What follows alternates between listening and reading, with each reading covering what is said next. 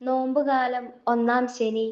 വിശുദ്ധ ലൂക്ക എഴുതിയ സുവിശേഷം 15-ാം അധ്യായം 11 മുതൽ 24 വരെയുള്ള വാക്യങ്ങളുടെ വിശകലനം. ധൂർത്തപുത്രന്റെ ഉപമ.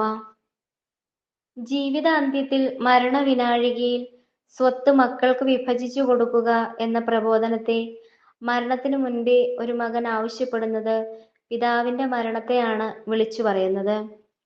കൂടപ്പിറപ്പായ സഹോദരനെ ഒറ്റയ്ക്കാക്കി സുഖം തേടി പോകുന്ന നിരുത്തരവാദിത്വ പ്രവർത്തനവും അവൻ ചെയ്തു.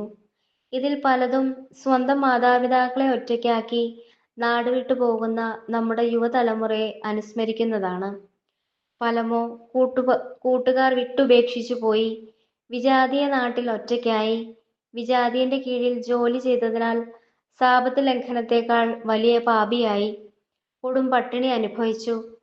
പന്നികളുടെ ഭക്ഷണം കഴിച്ച് വിശപ്പടക്കുക എന്നത് മനുഷ്യന്റെ ഏറ്റവും വലിയ ദൈന്യതയും. നാം ചെയ്ത കർമ്മത്തിന്റെ ഫലം നാം തന്നെ അനുഭവിച്ചു തീർക്കണം, ഈ ലോകത്തിലും പരലോകത്തിലും.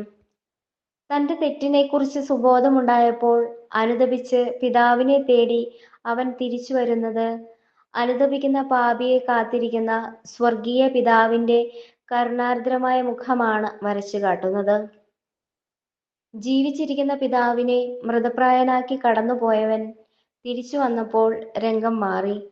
സുഖിച്ചു ജീവിക്കാൻ വേണ്ടി പോയവൻ മൃതനായി തീർന്നു.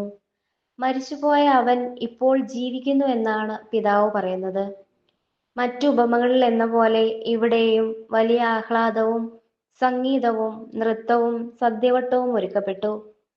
ബലിയല്ല, കരുണയാണ് താൻ ആഗ്രഹിക്കുന്നത് എന്ന പ്രവചനം അങ്ങനെ യേശുവിൽ അന്വർത്ഥമായി.